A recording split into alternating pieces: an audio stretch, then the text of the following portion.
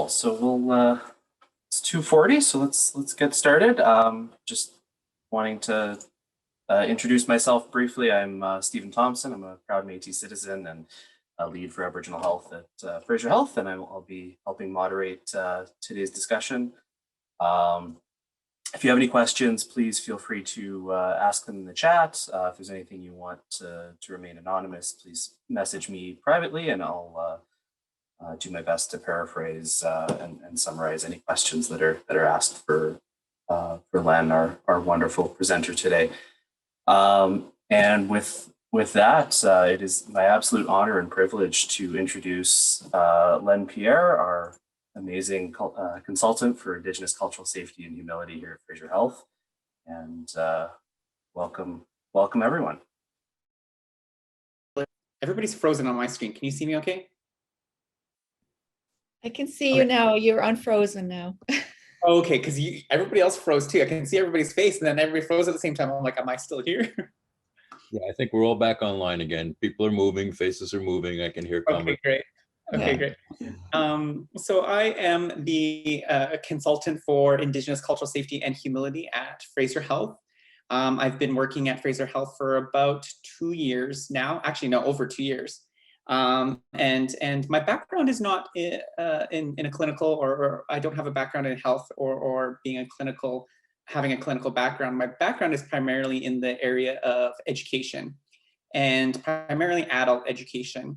I cut my teeth in working in elementary schools. I really wanted to be a teacher. I wanted to be a 4th grade teacher. And I run into some funding problems for my school. So I ended up getting into a less costly education program for child and youth care counseling, and completed in less time. And so I ended up graduating at 19 years old and working in Surrey schools, working in inner city schools to be able to support them emotionally, socially, and culturally, with like over 125 Indigenous learners on my caseload at one time. And from that work, having spent some time and made some friendships with incredible educators, teachers who would invite me into their classroom and say, Len, would you like to come talk to us about what it means to be Katzie, or what it means to be a Katzie First Nation educator? And I'd go into classrooms, and then I would do presentations very much like this. And teachers would say things like, oh, you're such an incredible educator. You need to go back to school and become a teacher. And I did. I was 23 years old, and I had went to UBC's Native Indian Teaching Education Program, where I spent 3 years. And the Native Indian Teaching Education Program at UBC really does decolonize and take on a two-eyed seeing approach for its teaching education program. And so a lot of what I'm sharing with you today for two-eyed seeing and Indigenous health research is really about what I've learned in being exposed to that concept of two-eyed seeing by being able to look at the world with two different eyes. My first eye is my cultural perspective and my cultural foundations of what it means to be a co-Salish person. And then of course, my professional training in being an educator, a professional coming up in a Western institution like the University of British Columbia. And so that is kind of like the foundation in how I am showing up to this conversation. I did not graduate with my teaching degree. I dropped out in my 3rd year because I took one course called Communication for Educators, and I fell in love with it. And that course really was about standing in front of a classroom of teacher colleagues and delivering lessons in 3 minutes, 5 minutes, 10 minutes, 20 minutes, and then all of a sudden for a full hour. And I just loved the ability to be able to hold space and present and transmit knowledge. So I fell in love with communication, and I eventually dropped out of UBC in my 3rd year out of a 5-year program. I was like so close, and a lot of work and sleepless nights that went along with that. But I dropped out, and I wanted to become, I had this in my idea at 23 years old, that I wanted to be some Indigenous version of Oprah Winfrey, to be in front of a camera, to be on the radio. And so I ended up dropping out and going into television and radio broadcast school at the Vancouver Institute for Media Arts. and got my diploma in that incredible program by gaining incredible knowledge and wisdom in what it means to be a broadcaster and the art of communication. And that didn't go very far because I had already advanced so far in my career working in the nonprofit and education system that I was offered and welcomed back to the Surrey School District, where I continued to work for a little bit. And at the time, my partner, who is a health director at Kwantlen First Nation, we'd come home and we'd have dinner conversations about how work went. And she always had incredible stories, incredible programs and services that she was working on. And I was on my own health kick. Like I was into yoga, hardcore into fitness and mental wellness. And I knew that was really important aspects of community growing up on my reservation of Catesy, on a little tiny island in the middle of the Fraser River called Barnston Island. And those were health and wellness were so important aspects of my life. And I always enjoyed her dinner conversations. And so I thought to myself, I'm like, I want to get a job in healthcare. And I'm like, but all my training was in communication and broadcast and teaching. And I didn't see any kind of jobs at that time because in my mind, at like 24, 25 years old, I thought, I'm like, you need to be a nurse or you need to be a doctor to be able to find a job in healthcare. And then I was fortunate enough to come across a position from the First Nations Health Authority that was called, the job title was called Indigenous Wellness Cultural Designer, which is a really fancy title to say that it was a position to design curriculum, meaning you needed an education background and curriculum writing experience, which I had. You needed to be a wellness and cultural practitioner, which I was. And you needed to be able to kind of transmit knowledge or translate knowledge in a good way, which I had experience doing. So I felt like I offered these prayers to the creator and to the universe. And then the creator was like, okay, here you go. And then just plopped it down into my pathway. And so, I'm relatively new to the field of health. I show up to this conversation as a facilitator, but I honor and recognize that I am first and foremost a learner and a co-learner in what it means to do Indigenous health research and what it means to apply the concept of two-eyed seeing. So while I hold this space, I want to honor, recognize that there are many Indigenous peoples in this space, relatives and colleagues of mine, that can have a lot of knowledge and wisdom to contribute to this conversation. And my job is just to hold a little bit of space and just move over when it's right and when the time is right to make more room for a dialogue and a discussion. The slides that I will I have prepared for you are really just meant to be a conversation starter and guide us down the pathway. When I was asked to prepare today's session for Two-Eyed Seeing, and then listening to the amazing, Dr. Charlotte Loppe, that was the first time I've ever heard her speak before.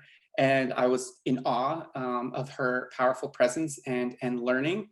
And then I'm like, oh my gosh, she's saying so many of the things that I'm going to talk about in Two-Eyed Seeing. So for many of us, it may be feeling a little bit redundant, or maybe it's really hitting it home. Or maybe it's the way I'm presenting it is in a very different, I have a different approach than Dr. Loppe. So I'm very curious as to how this lands and resonates for you. But if there's one thing that you're walking away with, and this is what our elders tell us in Coast Salish territory all the time. Often we'll sit, because we're a longhouse people, we will sit in longhouses for the purposes of teaching and learning for a strenuous amount of hours. So when we're doing ceremonies, sometimes our ceremonies will begin at 12 o'clock noon. And then the event will close at like 4 o'clock in the morning, depending on the size of our audience. And our elders always tell us there'll be like a whole lineup of maybe 200 elders that may hold the floor in the space at some point, delivering their teachings.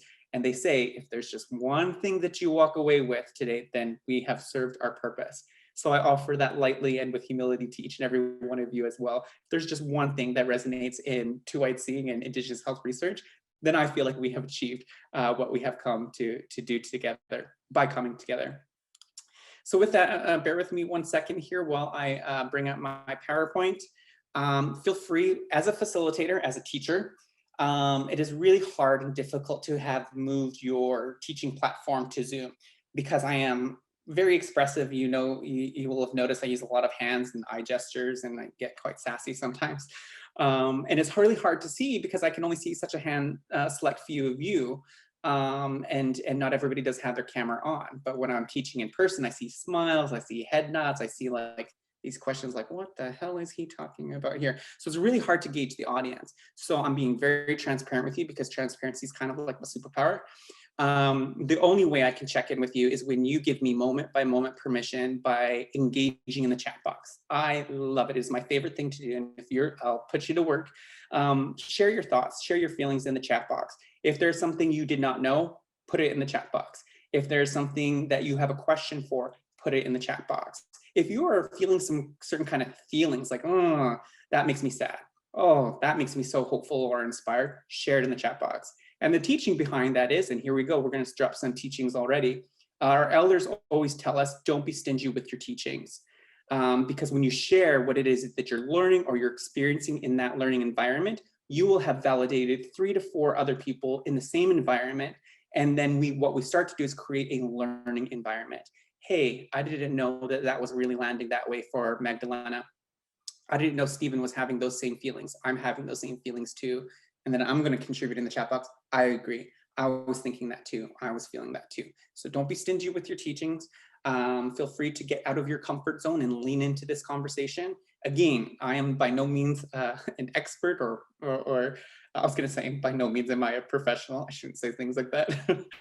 But lean into this conversation, get out of your comfort zone. If there are any parts of the conversation that make us a little bit uncomfortable, because we are going to talk about colonization as well, don't worry, that might put us in a vulnerable position. But if there's any Brene Brown fans out there, sitting in our vulnerability is where the magic happens, and it's where the ultimate learning comes from.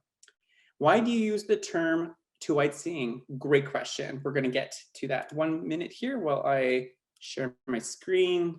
And of course, I always have way too many windows open and I never realize it until I'm actually sharing my screen. Present. Oops. Let's not present the very end of the presentation. There we go. Two-eyed seeing and Indigenous health research. So the main learning ideas, I want to keep it really simple, less academic and quite low-hanging fruit, and dive right into the conceptualization of what it means to use two-eyed seeing. So we'll first talk about the why, and that's part of my adult education strategic thinking in when I prepare a presentation. First, we need to talk about why. Why are we here? Why are we listening to Len? And why should we even entertain the idea of two-eyed seeing in relationship to Indigenous health research? Then we will move into the what. Then I will define what two-eyed seeing is. And from there, we can talk about where we can use it and how we can mobilize two-eyed seeing within the context of health research. So before we begin, again, my favorite thing is to see that chat box light on fire with your participation. I'm going to ask you to contribute in the chat box. What brings you here? What about two-eyed seeing, whether you knew it or not, led you to click on the registration? What brings you here? How are you showing up to this work today? And then number 2, please tell me what you already know about two-eyed seeing. So I'm just going to pause here for a moment while I get you to do that and then bring up the chat so I can also see it. I'm seeing people thinking. I'm seeing people chatting. Okay, great. It's on fire. Keep that going. For the sake of time, I'm going to continue on, but you keep on typing and contributing away. Thank you. So first, to begin, I would like to begin with co-Salish protocols. So just very much like how we opened up our session for the symposium with the protocols of calling witnesses as a ceremony, we do want to honor protocols, and this is where we can start too. These are protocols you can implement into your professional practice. Because I am zooming in and I'm a co-Salish person calling in from my co-Salish territory, I am always trying to embed two-eyed seeing and apply culturally safe strategies by mobilizing two-eyed seeing into my professional practice. So before I begin, and this is what you can do as well, if you are in co-Salish territory, it wouldn't necessarily align if you are not in co-Salish territory, but these are things that you can do to recognize and reflect and incorporate two-eyed seeing from the beginning. So the first protocol, these protocols are really designed for the purposes of when we're coming together for good work. And in co-Salish culture, we're always coming together for good work. We come together for the birth of a child. We come together for potlatch ceremonies. We come together for healing, naming ceremonies, chieftainships, marriages, and of course, when we have the passing of a loved one, we come together for good work. And every time we come together for the good work, in today's session, it's about learning. We always follow these protocols. There's 5 protocols, but for the sake of time, I wanted to share with you at least these 3. The first protocol is recognizing your point of departure. This is exactly why we do the land acknowledgement, the territory acknowledgement. Where are you calling in from? Whose lands are you residing on? Those unceded ancestral territories. So this is why we open up with the territory protocol. We think that the territory protocol is really new business. Like, why is our organization asking us to do this land acknowledgement? Actually, it's nothing new. It's only new within your realm. In our realm as Indigenous people, we have been practicing this protocol since the beginning of time. That if I hopped in a canoe and went into Musqueam territory and landed on their shores and we were doing good work, first of all, we wouldn't just go into the territory. Often we would ask permission to land on their territory, often with our paddles up, because in Coast Salish culture, we always traveled everywhere by canoe. So we're often traveling to communities within our canoes. And to approach in a good way, we would have our paddles up, facing up, and ask for permission to land. Then if we were doing ceremony or work there, we would honor and recognize that this is the territory and land of the Musqueam peoples, as an example. So I would like to start by recognizing and honoring that I am zooming in from my home territory of Katzie First Nation, which is shared traditional territory with our sister nation, the Kwantlen peoples. Protocol 2, express gratitude for people and place. I would first like to express my gratitude and appreciation for having 5 Métis charter communities within the Fraser Salish region, recognizing that the symposium is Fraser Salish, where we cover a territory from Burnaby all the way to Boston Bar. And I want to honor and recognize the Métis charter communities, because for far too many years, the Métis community, the Métis peoples have been left out of the conversation for way too long. And I want to express gratitude for them being here, having a presence, and having a good fight for what shouldn't be a fight. You know, fighting for rights and recognition and representation, you know, should not be a fight, but I want to honor and recognize the Métis peoples. I would also like to honor and recognize my gratitude and appreciation for the many urban Indigenous peoples away from home. So, you know, whether you're status or non-status, Métis or Inuit, and living away from your land and territories, who now call the Fraser Salish region home. I would also like to express gratitude for the place that we live in. We live in a beautiful pocket of the world, and I think it is our humble honor and our privilege and our blessing to be able to grow up in this part of the world. And lastly, you know, and this is protocol I already covered, explaining your origins, who you are, where you come from, and who you belong to. So that is why I share a little bit of my background story and, you know, coming up through education and dropping out and going to television and radio broadcast school. And a beautiful story I have about that is I was one time teaching in Haida Gwaii in this beautiful wooden hall on the edge of the world. And there was a feast, a seafood feast, which is the most amazing experience I've ever had doing this work. And I was about to go up on the stage in front of like probably 500 people from that community. And this beautiful elder from Haida Gwaii came up to me and she put her hand on my arm gently, just as I went on the stage. And she said, "Who do you belong to?" And I was like, I've never been asked that before. And I'm like, it was the most amazing thing. And I was kind of like, but I knew it. My spirit and myself knew what she was asking. And I said, I belong to the Katzie people and the Musqueam people on my mom's side. And I'm very honored to be here as your guest and visitor today. And then she gave me this big giant hug. She was so tiny too. And I just loved it. And explaining, you know, who we are, where we come from, is the determination of one's wealth. You know, we didn't have a monetary system and we didn't have a material scale of, you know, the more you owned, but the more material possessions that you owned, you know, determined your wealth. We didn't have that in Coast Salish culture. We determined your wealth by how you were able to trace your origins. You know, do you have a creation story? Do you know where your people come from and who you belong to? That's how we determined wealth. We call that relational wealth. So why Tuait Singh? Why are we here? Why are we having this discussion? And it's important to honor and recognize the context for which we are having this discussion. And I'm not going to dive into them too much. If you do have questions about them, jot them down. And I encourage you to do your own research on what these documents are. things like the truth and reconciliation, calls to action, Reclaiming Power and Place, which is a supplementary report for the National Inquiry into Missing Indigenous Women and Girls and Two-Spirit Folks, the In Plain Sight report, which was released in December 2020.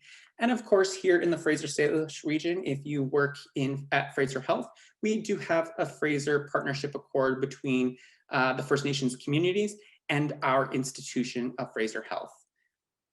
Each and every one of these documents have numerous recommendations for how we as a health authority and a healthcare sector need to be showing up and doing a better job for our work, which I will talk about next. That's just one of the reasons we should be talking about 2Icing in health research.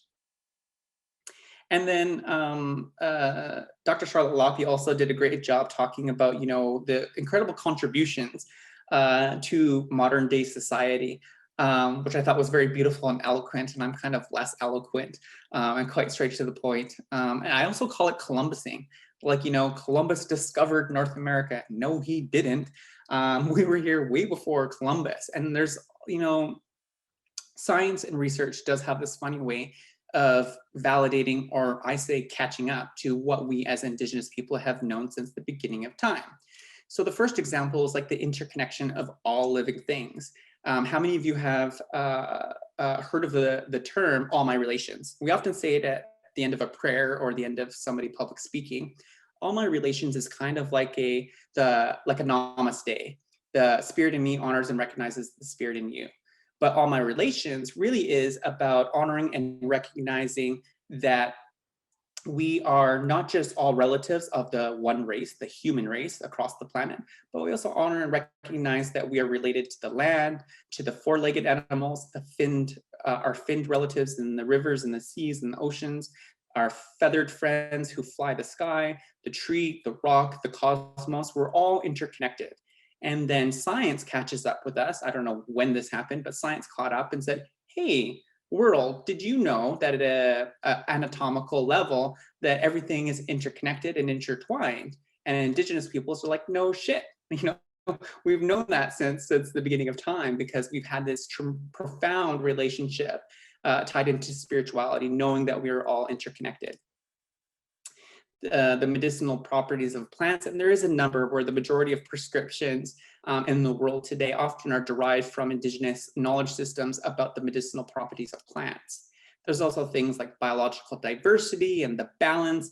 If we remove all of the deer, then the wolf go hungry. So it's important to know that we as Indigenous people have known about biological diversity and its importance since the beginning of time.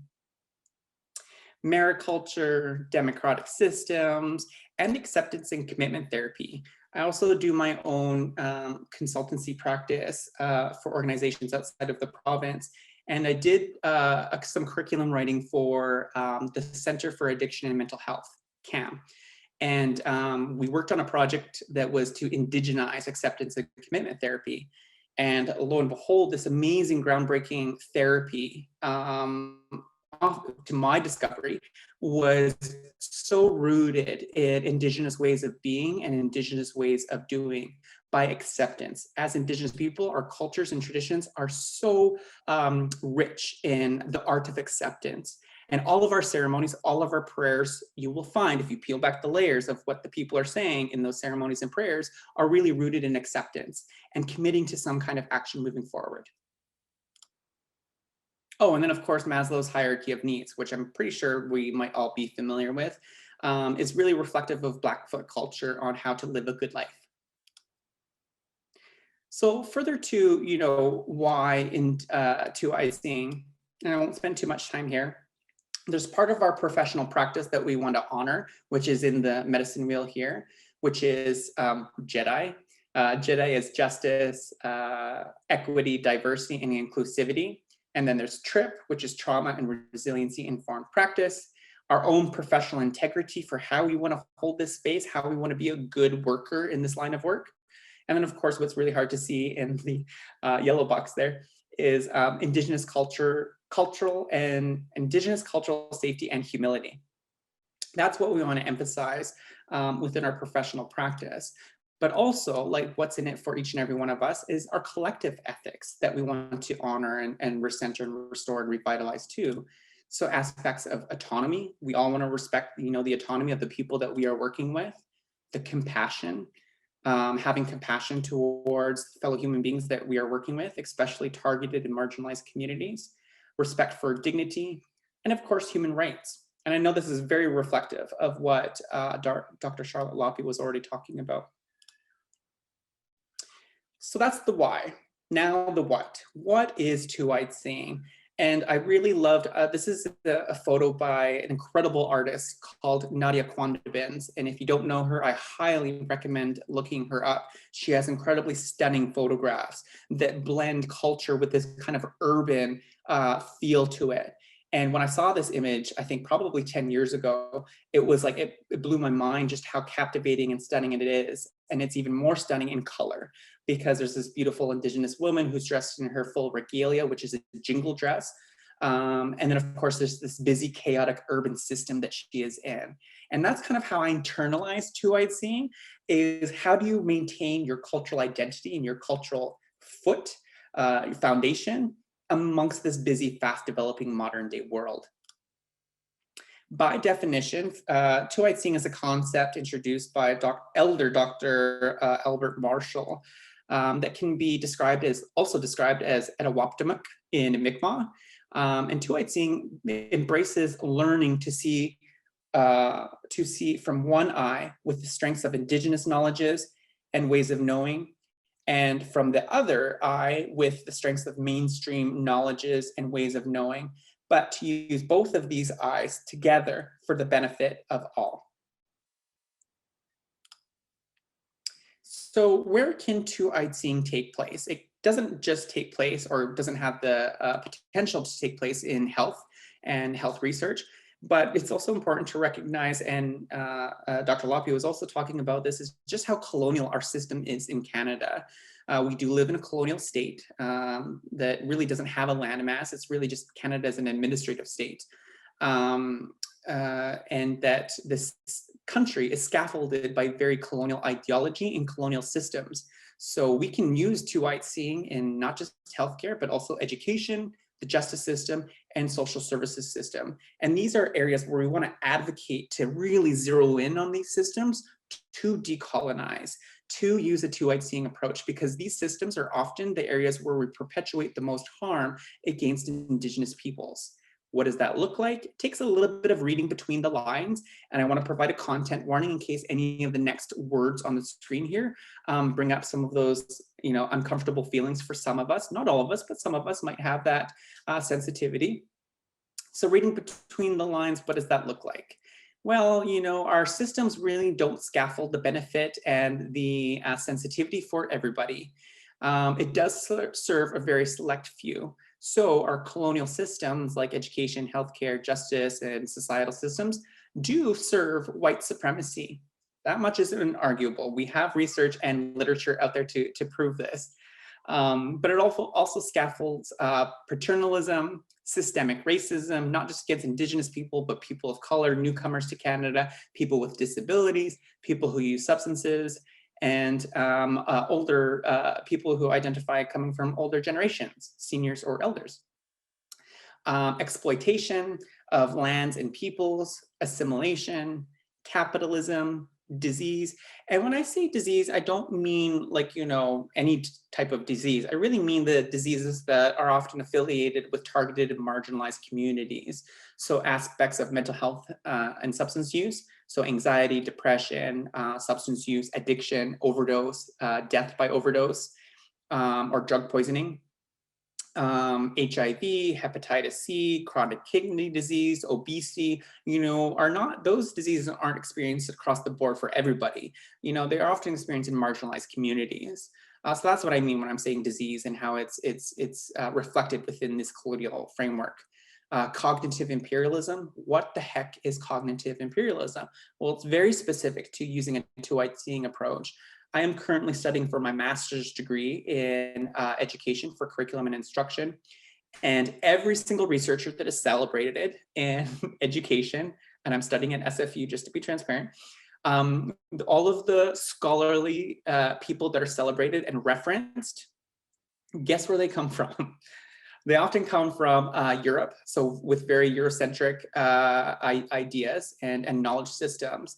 And there's no balance, no equity-oriented lens in recognizing other forms of knowledge systems. And then here I am sitting in class being like, excuse me, and I have to raise my hand a million times in one single classroom to talk about, decolonizing the way we're mobilizing different knowledge into our research. That is cognitive imperialism, where an entire, master's degree program is only reflective of white middle-class scholars.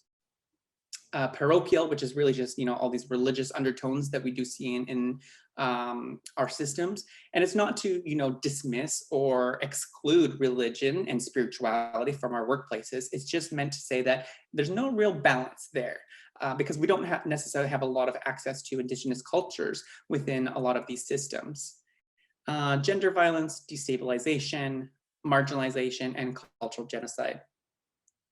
And also like what Lynn is saying, I would also like to add heteronormativity to that list as well, and ableism. Yes, absolutely, hands down. And I am going to incorporate those because those are wonderful things that we should see reflected in there. Cis heteronormativity. Oh, hi, Alex. Alex is in the house.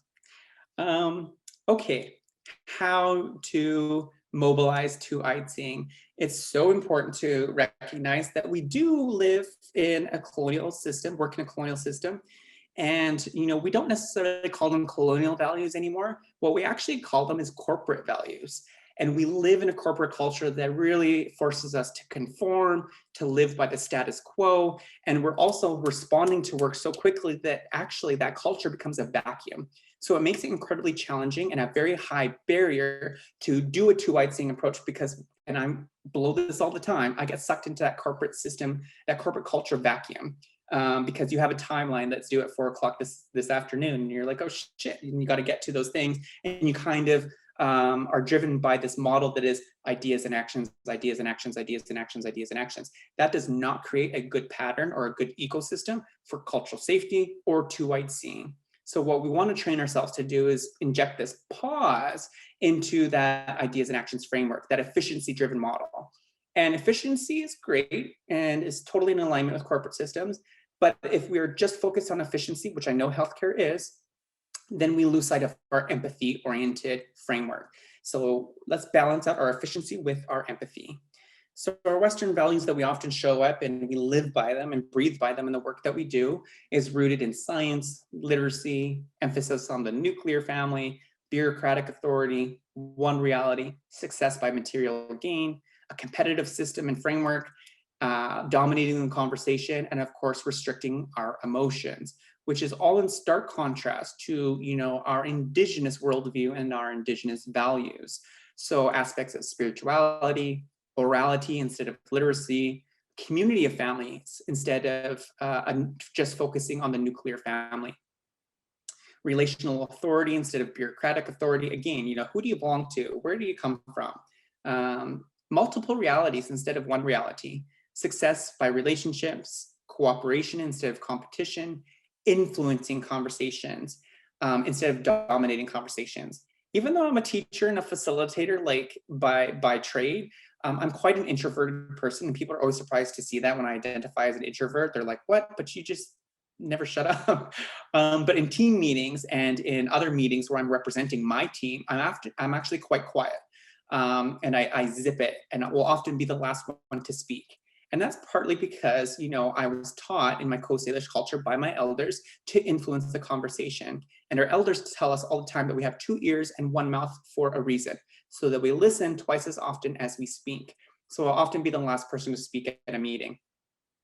And then instead of, restricting our emotions, we're actually quite open and fluid and encourage emotions to take place, because that is an aspect of learning in itself and a way we can mobilize the healing response in our bodies. And Dr. Loppy already touched on some of these, so I won't spend too much time here. What are our Indigenous knowledge systems? And this is just coming from my own cultural framework, so I have no reference for this work. It's just what I have been grown up in and conditioned and trained into understanding in how we acquire knowledge, that epistemology, how we know what we know. The first is a tremendous relationship to the Great Spirit and to spirituality as a form of knowledge. So that, what does that look like? What does that sound like? How does that manifest into reality? Aspects of dreams, dream knowledge. So if people dream about the future or dream about the past, there are forms of knowledge within that. Prayers, certain ceremonies where dancing or singing or chanting or a ceremony that transmits knowledge are all forms of knowledge. Then of course there's the land, and of course science does catch up with us as well. You know, looking at the land as literacy, being able to read the land. The land carries so much knowledge, so much wisdom, and that's why I say that, you know, cultural safety and decolonization really doesn't just benefit Indigenous people, it benefits everybody when we use the two-eyed seeing approach, because there's something to be gained and something to be learned when we make safe time and space to learn from Indigenous knowledge systems. We've been here since the beginning of time. We know how this land works. We know what works, we know what doesn't work. We know the patterns, having observed and known this since the beginning of time. So looking at the land as literacy and not something to be owned or exploited.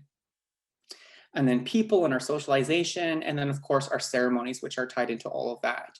I know within this image it's presented as very hierarchical. I don't mean to present it as a hierarchical. They're actually all within the same type of sphere and bubble and equal. Okay, I'm into my last couple of slides and I'm hoping that we'll have some room for questions and comments and discussions and criticisms. How to use two-eyed seeing in research. I like to use an ABCDFGH model.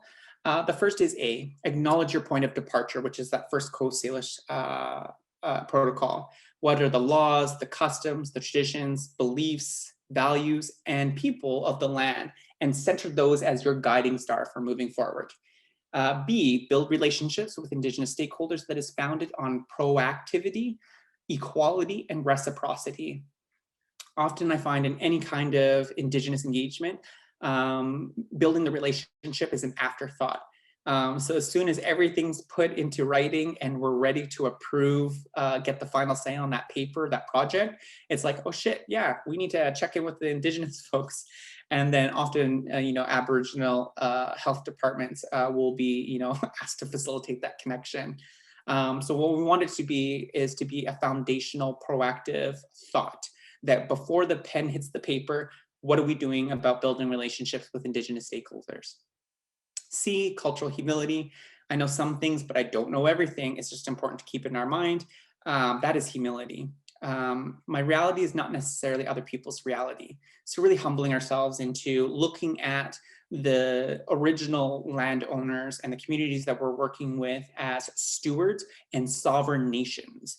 Imagine that you're going to do research with the Queen of England or something, or the Prime Minister or the mayor. How are you going to show up and honor that equality, that you're engaging with sovereign nations, and holding that humility within your professional practice? D, decision-making style. Who is involved? Who has autonomy? Who is missing from this phase and stage in the project? And what I have developed a lens for when we're doing any kind of engagement is looking around the table and always asking yourself, who is missing? Because quite often, because of the dynamics of our communities, there's always going to be somebody missing. And then posing that question to the group here, who are we missing from the Indigenous community or Indigenous stakeholders?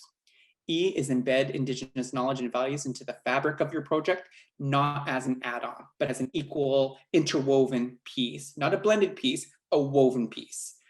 Because we don't want to assimilate, we want to honor and embed. F is follow before you lead. G is ground the work in resilience and strengths-based. So, you know, often when we kind of start out with a trauma-informed lens, what we tend to do is, and it's been mentioned this morning as well, or earlier this afternoon, is that we overly pathologize Indigenous folks. And we want to be mindful about that, of that over pathologizing, because that has been the norm in Indigenous health research since the beginning. So honoring and grounding the work in resilience and strength-based to really celebrate that resiliency for the good work moving forward. And lastly is honor Indigenous research methodologies, again, which was covered earlier. talking circles, artwork, story work, ceremony, elders, knowledge keepers, land as literacy, and using and mobilizing those cultural protocols into research. The no-do gap. So I have been doing this work long enough where I know that when we show up to symposiums and conferences and training sessions, that it kind of feels like we hop in this like air, what do you call those things? There's a basket, there's this really large balloon and it takes you into the sky.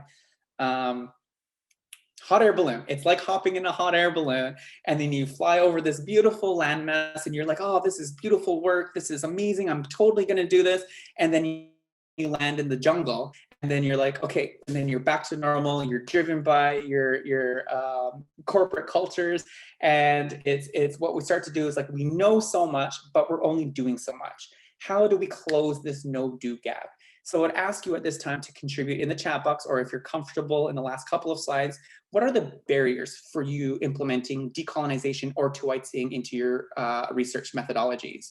What will you do? What are you committing yourself? What is your intention moving forward after attending the symposium and the shared teachings and the learnings that people are providing to you for the next 2 days? And how will we change as a culture? How will we change as a institution moving forward? What are the ideas you have? What would you like to see moving forward? Are things that I would like you to reflect upon? Put them in the chat box or unmute yourself in the next minute. So Heichka, thank you. There's my email if you would like to follow up or stay connected in some form or fashion. And then of course, further questions to kind of start off our dialogue, recognizing that we have about 10 minutes or so for dialogue. What did you learn? What are conclusions that you can draw upon from this session? And number 3, how will this concept contribute to your career? Thank you, everybody.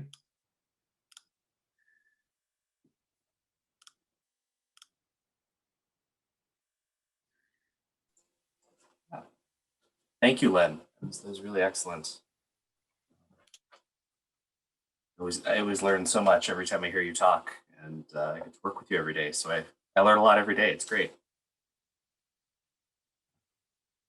Seeing a lot of really great comments in the chat, but if anybody did want to say something as well, we can make that.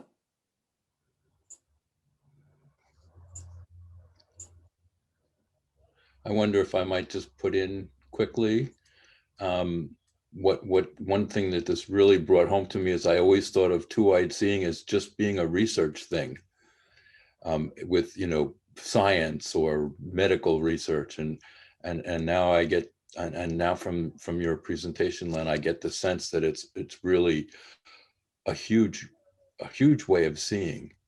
Mm-hmm.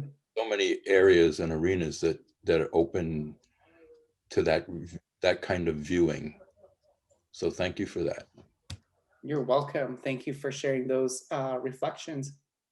Absolutely. I think I learned about Tuatseeing in an Indigenous curriculum writing context, where how can we write, public K-12 curriculum with a Tuatseeing approach.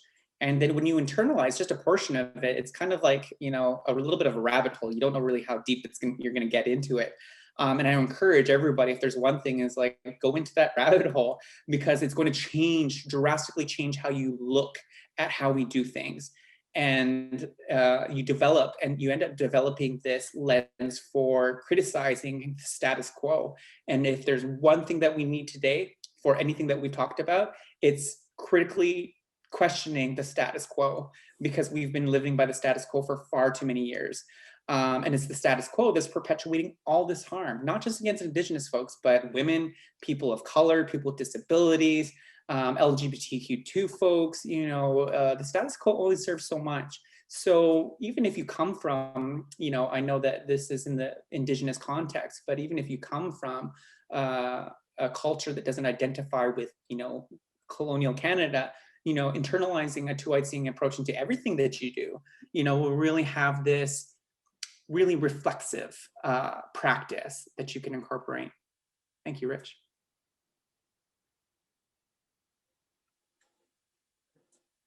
Len, I'm seeing some really great comments in the chat here.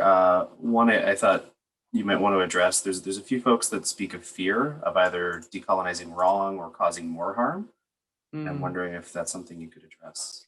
Yes, absolutely. And that's a really, really good question.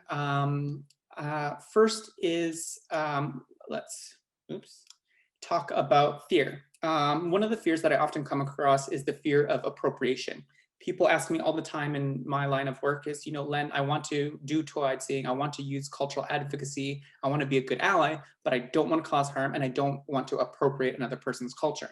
I'm like, that's okay. We can get around that. There are ways above that, ways around that, and ways through that. And one of the things that I always say is there's two ways that we can address appropriation. One is we don't focus on the practice. Focusing on the practice would be appropriating the person's culture. But go back to the value system and change your value system. Take Indigenous values like orality, and community of families, the interconnection, multiple realities, those kinds of things, and mobilize those and put those into your research areas. So because values are universal. We can all value orality. We can all value multiple realities and those kinds of things. So I always say that's the easiest one, is reaching for a different way of mobilizing your own values into the work that you do. That's a good starting point for two-eyed seeing. The second way around it is, and my good friend and colleague Marissa has taught me this, Marissa McIntyre. She did a workshop on appropriation versus appreciation, where I learned a lot. And she said the difference between appropriation and appreciation is appropriation exploits Indigenous ways of being and doing, where the person who is doing the appropriation actually benefits from it and the Indigenous person does not. That's appropriation. Appreciation is where we involve Indigenous knowledge keepers. So a good way to do that is to involve Indigenous elders, knowledge keepers, health professionals who have this experience, who have this capacity and ability to be able to apply two-eyed seeing and to continue your learning.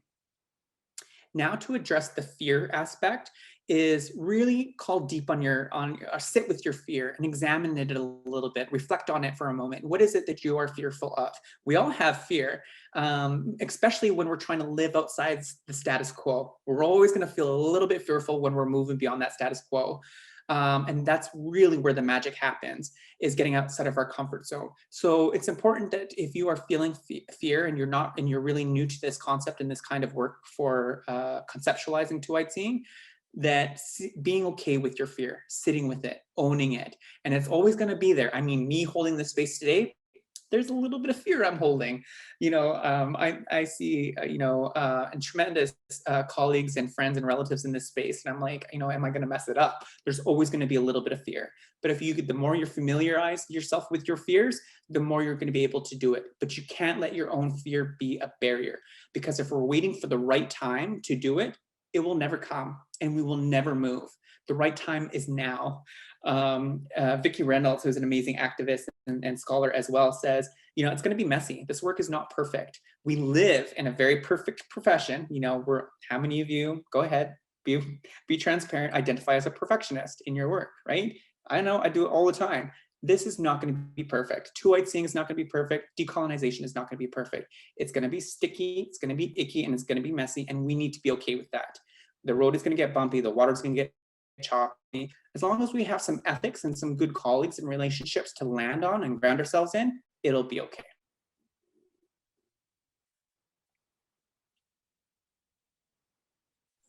Awesome. Thanks so much, Len. I see your video might have frozen, so I hope you're still here. Yeah, I'm here. Okay, good. There's a few other really good comments about how some barriers are around time or not resourcing properly for engagement, and I've also seen a few folks that are committing to having more resources and more time. I'm wondering if there's anything you would want to add there of like, how do we make time for engagement?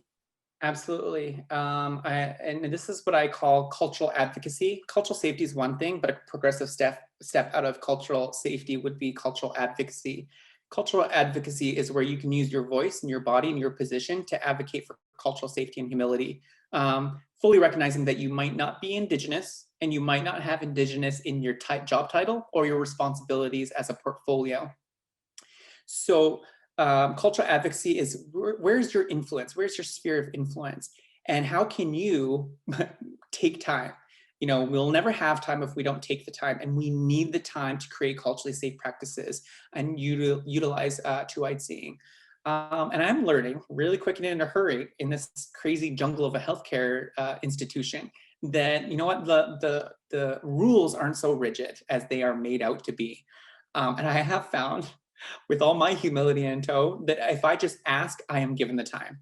And all I need to do is just, again, for all of us to have that courage and that bravery, call deep on your courage. I'm a total Brene Brown fan, it's ridiculous. Call deep on your courage to advocate, ask for more time, say this is ridiculous, this is not culturally safe, call it what it is, and ask for more time.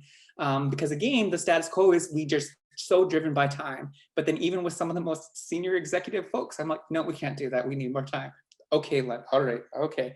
And then if we're just using, we have a commitment for cultural safety. We have a commitment for anti-racism. We just need to be able to have the wherewithal in ourselves and the readiness and the comfort to say, hey, this is not culturally safe and not within good practice. We need to extend this deadline. We're missing somebody. We made a mistake here. We need to exercise our institutional cultural humility and say, yeah, we messed up. Let's rewind. Some really great advice. I know I personally always say yes to things, and I need to learn how to push back a bit. It's a great way of framing that. There's another comment here that I think would be great if you could address. Somebody's asked about two-eyed seeing being co-opted to, you know, sometimes help maintain or reinforce the status quo as you know, adopting a two-eyed seeing model, but not actually taking the time to use it correctly or you know, follow some processes, and asked if you think that there should be a guiding set of principles or protocols that you know, could help guide it, or if that would be a limiting practice. Yes, absolutely. That is a brilliant comment. Because we often see this time and time again in our institution and corporate cultures. You know, we make a commitment to equity-oriented, you know, care and equity-oriented lens, right? But what really happens is if we don't sit on it and align it with ethics and principles, it ends up turning into an equality thing, right? How many of you have witnessed that? It's like, no, we treat everybody the same. This is Canada, we treat everybody the same. And I'm like, no, you don't. And that's totally against, you know, an equity-oriented approach.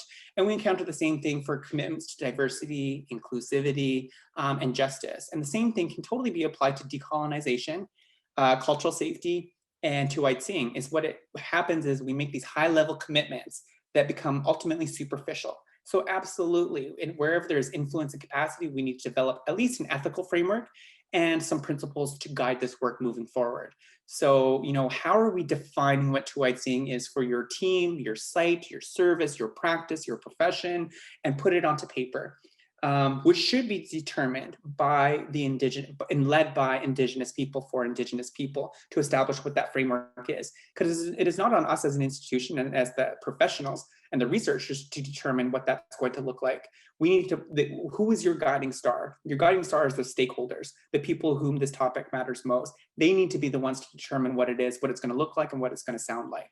The same thing for cultural safety. You know, people ask me, well, Len, our services are culturally safe. I'm like, who says that? And they're like, well, we do. And I'm like, that's not your decision. I'm sorry. That is the decision of the Indigenous people who are accessing your services. And they're like, sorry. So yes, but very great reflection on that. So thank you for that. Yeah, and I think we're almost out of time, but there's just one other thing. Somebody's asking if there's a place that you can direct folks to gain a bit more knowledge about, you know, honoring Indigenous spirituality or promoting cultural safety. Any courses or journal articles you'd recommend? Yeah, absolutely. So at Fraser Health, we have opened all of our course offerings. We do Cultural Safety 101. We have a regular two-eyed seeing session. And we also have a Lunch and Learn series that is kind of like in a webinar format, held over Zoom and Teams interchangeably.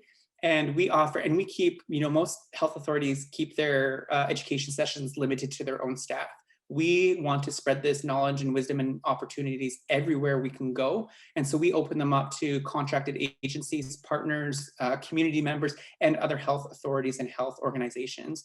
So to do that, you just need to sign up for our cultural safety newsletter, and then you get promoted for each and every one of our learning opportunities for that corresponding month. If you would like access to our cultural safety newsletter, just send me an email and I can add you to that, and you can share that newsletter. I'll put my email in the chat box one more time. Recognize we're at time. I'll leave my email, I'll put it in the chat box one more time, and feel free to ask me any more questions that we weren't able to get to today. Thank you so much, everybody.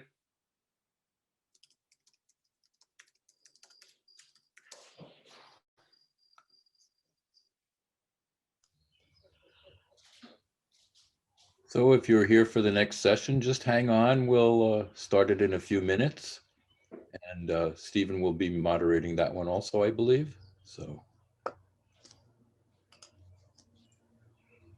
will, and yeah, just thanks again, Len. That was truly excellent. And as always, I've learned so much, and I hope everybody else has as well. I always learned something from you, Len. Thank you. Thanks, Meg. I particularly, I've, despite the fact that I have attended a number of learning sessions in various places, I always learn something new, even about the two-eyed seeing concept. But I find what I'm really appreciating learning about is the cultural protocols. And perhaps, there's always more to learn. There's always so much more to learn. And I think a part of that is because there are different nations and they all have different protocols. And so I don't think you can ever stop learning. But it's so fascinating. So I really appreciate that. And one of the things I really love about the sessions you do is you always put a little bit of that in whatever you're speaking about. So thank you for that. Yeah, thank you. I love that. And absolutely, it's a lifelong journey of learning and unlearning, because even though you're somebody who teaches it, I'm always learning. And I learned from, like I was saying, like that appropriation versus appreciation. I learned that from, my friend and colleague, Marissa. I was like, I didn't know that. And even, listening to Dr. Charlotte Loppe, I was like, oh my gosh, this presentation is like the exact same, as two-eyed seeing. Decolonization had never occurred to me. But I'm like, but we have different approaches and different styles to transmitting very similar themes of knowledge. And often, the content is one thing, but your facilitator, your teacher, your instructor is the other half of the coin who transmits it in a different way that's going to land differently for folks. So I felt really good about halfway through the talk today that it was resonating with folks. So thank you, everybody. I'm going to hang out a little bit longer, just catch up on some of the comments in the chat box, but I'll turn my camera off.